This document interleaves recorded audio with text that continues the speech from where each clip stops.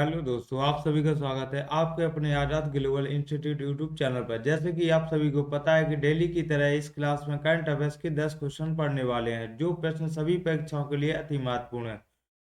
तो चलिए आज की क्लास एक मोटिवेशन कोट के बाद शुरू करते हैं। तो आज का मोटिवेशन कोट है कि आपकी सोच ही आपकी दुनिया बनाती है। तो यह छोटी सी लाइन है, लेकिन कि आपकी सोच ही आपकी दुनिया बनाती है। तो चलिए आज की क्लास शुरू करते हैं।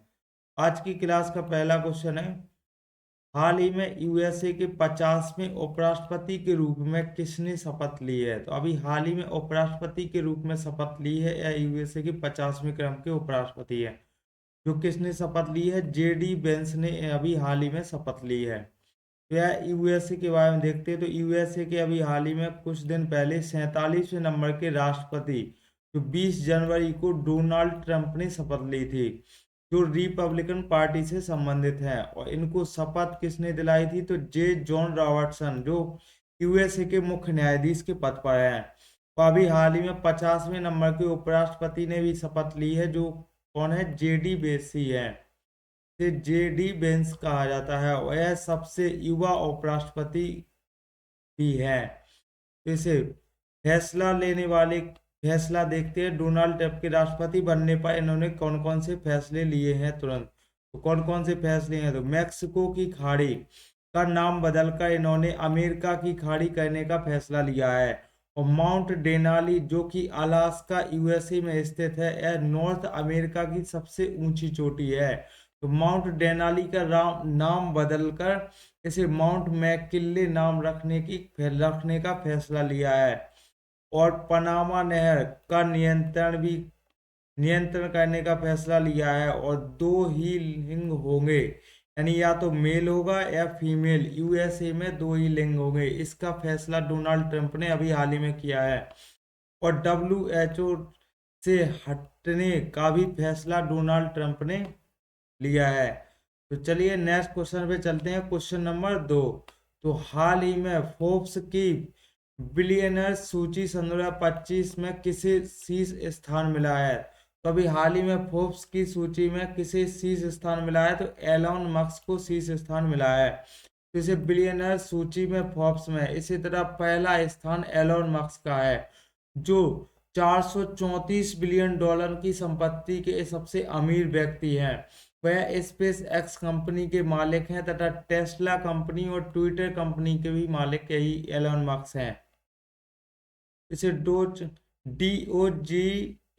इसके हेड यूएसए के इसे सरकारी दक्षता विमान का भी अध्यक्ष, यानी इसका हेड बनाया गया है, जो विवेक रामास्वामी। तो और सेकंड स्थान पर किसका है? तो जेफ बेजोस का है, जो अमेजोन के अध्यक्ष, अमेजोन के मालिक हैं, अमेजोन के मालिक हैं जेफ बेजोस। यह जिनका नाम दूसरे नंबर पर है। और थर्ड रैंक पर मार्क जुकरबर्ग हैं, जो कि मेटा यानी फेसबुक के मालिक हैं। तो चलिए नेक्स्ट क्वेश्चन पे चलते हैं, क्वेश्चन नंबर 3।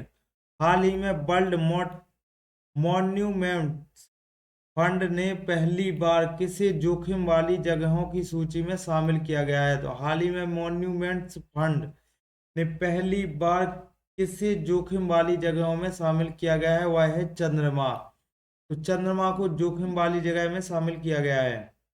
जो है वर्ल्ड मॉन्यूमेंट्स फंड में यदि संकटग्रस्त जगह या जोखिम ऐसी जगह को संगत शामिल किया जाता है, जो सन 2025 में 25 स्थानों को शामिल किया गया है। इन 25 स्थानों में चंद्रमा को भी शामिल किया गया है जोखिम वाली जगह में।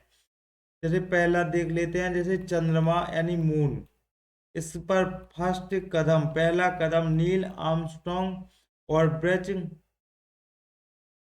ड्रिंग ने रखा था, जो अपोलो 11 मिशन के द्वारा भेजे गए थे। और इस पर फर्स्ट कदम रखा था, उस स्थान का नाम था ट्रैंक्विलिटी बेस। इसको ट्रैंक्विलिटी बेस के नाम से जाना जाता है। और यह चंद्रयान फर्स्ट किससे लॉन्च किया गया था? PSLV C11 के द्वारा लॉन्च किया गया था। और इसमें जोखिम वाली जगह दूसरी कौन सा गई? गाजा पट्टी को शामिल किया गया है। और यूक्रेन कीव की इमारतों को भी इसमें जोखिम वाली जगह को शामिल किया गया है। तभी हाल ही में इन तीनों को शामिल किया गया है। चंद्रमा, गाजा पट्टी, यूक्रेन की इमारतें, ऐसे टोटल 25 स्थानों को शामिल किया गया है। चलिए और चंद्रयान 3 के बारे में देखते हैं। तो चंद्रयान 3 को 14 जुलाई को लॉन्च किया गया था, जो 23 अगस्त को चंद्रमा पर लैंड किया था, जो राष्ट्रीय अंतरिक्ष दिवस के रूप में मनाते हैं 23 अगस्त को। यह साउथ पोल पर जहां पे उतरा था उसको क्या नाम दिया है, शिव शक्ति पॉइंट नाम दिया है। और इसमें LBM-3 के द्वारा इसे लॉन्च किया गया था, जिसे विक्रम और प्रज्ञान, यह दो मिशन थे। विक्रम लैंडर का नाम था और प्रज्ञान रोवर का नाम था। तो चलिए नेक्स्ट क्वेश्चन पे चलते हैं। क्वेश्चन नंबर 4, हाल ही में वैश्विक स्तर पर कॉफी उत्पादन में भारत को कौन सा स्थान मिला है? तो अभी हाल ही में कॉफी उत्पादन में भारत को 7वां स्थान मिला है। तो कॉफी उत्पादन में पहला स्थान किस देश का है? तो वह है ब्राजील का है। इसे सेंटोस कॉफी बंदरगाह भी यहाँ पर स्थित है। तो पहला स्थान किसका है? ब्राजील का है। और 7वां स्थान भारत को मिला है। तो भारत में फर्स्ट स्थान किस राज्य का है? वह कर्नाटक का है, इसको भी ध्यान रखना है।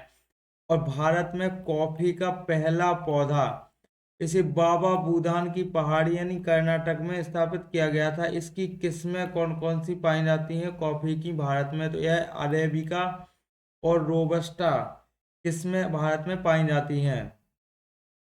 तो चलिए नेक्स्ट क्वेश्चन पे चलते हैं। क्वेश्चन नंबर 5, हाल ही में ब्रिक्स ब्लॉक का 9वां भागीदार देश कौन बना है? तो अभी हाल ही में ब्रिक्स ब्लॉक का 9वां भागीदार देश बन गया है। वह देश कौन सा है? नाइजीरिया देश है। तो अभी हाल ही में ब्रिक्स के बारे में देख लिए। तो पहले इसका नाम क्या था? ब्रिक था, BRIC, ब्रिक। यह जिम ओ निल ने इसको नाम दिया गया था।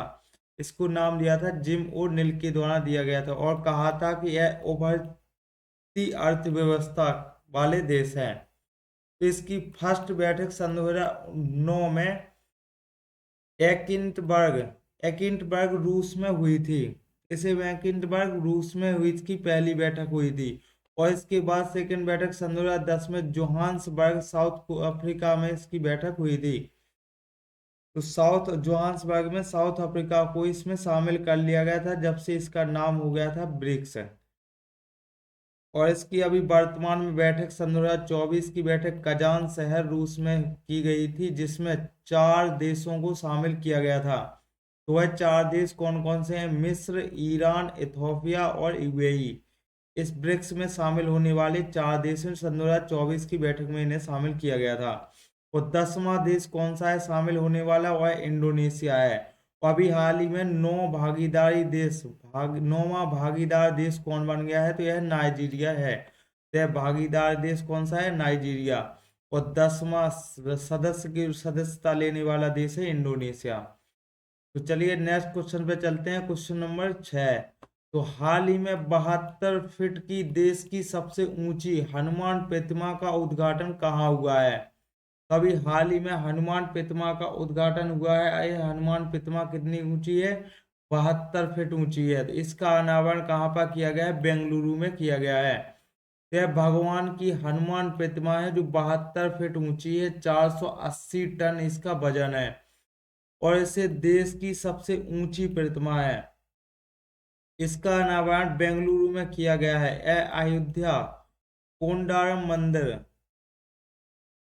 में स्थित है, बेंगलुरु में। तथा इसे स्टैचू ऑफ यूनियन के बारे में देखते हैं। तो स्टैचू ऑफ यूनियन, यह भगवान हनुमान की प्रतिमा है। स्टैचू ऑफ यूनियन इसे USA के टेक्सास में स्थापित किया गया था।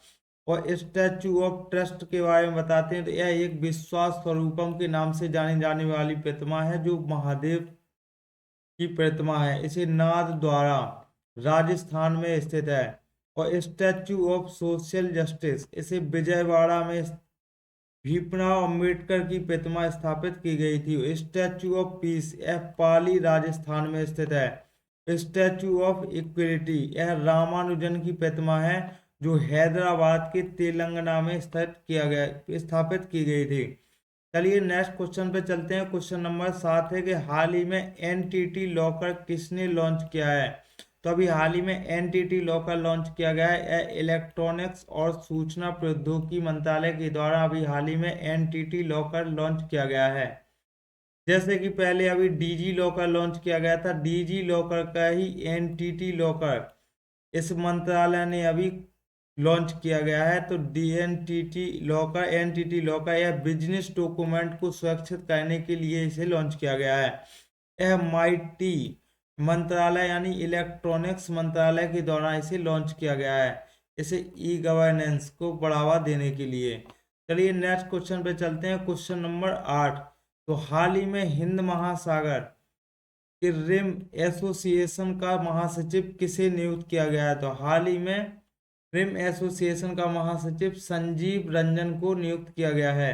जैसे IORA इरा इसे इंडियन ओशियन रिम एसोसिएशन का अभी हाल ही में महासचिव किसे संजीव रंजन को बनाया गया था। इसका स्थापना 1997 में हुई थी। इसमें 23 देश शामिल हैं, तो इसमें भारत भी शामिल है, इसको ही ध्यान रखना है। इसका सचिवालय कहाँ पर स्थित है? मॉरिशस के पोर्ट में इसका सचिवालय स्थित है। और इसी के महासचिव संजीव रंजन को अभी हाल ही में नियुक्त किया गया है। इनका 3 साल के कार्यकाल के लिए नियुक्त किया गया है। चलिए नेक्स्ट क्वेश्चन पे चलते हैं, क्वेश्चन नंबर 9। तो हाल ही में फ्लेमिंगो फेस्टिवल सन 2025 का आयोजन कहाँ हुआ है? तो अभी हाल ही में फ्लेमिंगो फेस्टिवल मनाया गया है, जो कहाँ पर मनाया गया है? आंध्र प्रदेश में मनाया गया है। इसे फ्लेमिंगो फेस्टिवल आंध्र प्रदेश से संबंधित है। यह तिरुपति जिला में इसका आयोजन किया गया है। यह पक्षी फ्लेमिंगो का अर्थ क्या है? पक्षी का नाम है फ्लेमिंगो, जिसे एक गुलाबी लंबे पैर वाला पक्षी है फ्लेमिंगो, जिसकी चोंच मुड़ी हुई होती है और पंख इसके बड़े बड़े होते हैं और पूंछ छोटी सी पूंछ पाई जाती है। वह दलदली भूमि के आसपास पाए जाने वाले पक्षी होते हैं। तो इसे फ्लेमिंगो फेस्टिवल कहाँ मनाया जाता है? यह आंध्र प्रदेश में मनाया जाता है। चलिए नेक्स्ट क्वेश्चन पे चलते हैं, क्वेश्चन नंबर 10। हाल ही में मणिपुर, मेघालय और त्रिपुरा ने अपना स्थापना दिवस कब मनाया है? तो अभी हाल ही में मणिपुर, मेघालय, त्रिपुरा ने 21 जनवरी को अपना स्थापना दिवस मनाया है। तो मणिपुर, मेघालय और त्रिपुरा यह 21 जनवरी 1972 में राज्य के रूप में स्थापित किए गए थे। इनकी स्थापना 1971 उत्तर पूर्व पुनर्गठन एक्ट के द्वारा इन्हें राज्य का दर्जा दिया गया था। चलिए और राज्यों के बारे में देख लेते हैं जिनकी स्थापना कब हुई थी। जैसे कि अरुणाचल प्रदेश की स्थापना 1987 में हुई थी। नागालैंड को राज्य का दर्जा मिला था 1963 में, और मणिपुर को 1972 में, और मिजोरम को 1987 में। तो अरुणाचल प्रदेश और मिजोरम को 1987 में राज्य का दर्जा दिया गया था, और त्रिपुरा को 1972 में। त्रिपुरा को 1972 में, मणिपुर, मेघालय और त्रिपुरा इसे 1972 में राज्य का दर्जा दिया गया था। मेघालय को 1972 में। असम पहले से ही राज्य था। असम कैसा? पहले से ही राज्य था जब देश आजाद हुआ था। और सिक्किम को 1975 में 36वें संविधान संशोधन के दौरान इसे राज्य बनाया गया था। और सन 2000 में 3 राज्यों को स्थापित किया गया था, जो कि छत्तीसगढ़, उत्तराखंड और झारखंड। छत्तीसगढ़ को 1 नवंबर सन 2002 में राज्य का दर्जा दिया गया था, उत्तराखंड को 9 नवंबर सन 2000 और झारखंड को 15 नवंबर सन 2000। चलिए 2 जून सन 2014 को तेलंगाना राज्य को दर्जा दिया गया था, और 31 अक्टूबर सन 2019 को जम्मू एंड कश्मीर को यूटी के रूप में स्थापित कर दिया गया था, और 26 जनवरी सन 2020 को दादर नागर हवेली और दमन और दीव को एक साथ मर्ज कर दिया गया था। चलिए आज की क्लास यहीं पर समाप्त करते हैं। आई होप कि आप सभी को यह क्लास पसंद आई होगी, तो वीडियो को लाइक करें और ऐसे ही लगातार डेली करंट अफेयर्स की वीडियो देखने के लिए चैनल को सब्सक्राइब करें और बेल आइकन दबाना ना भूलें। तो चलिए आज के लिए इतना ही।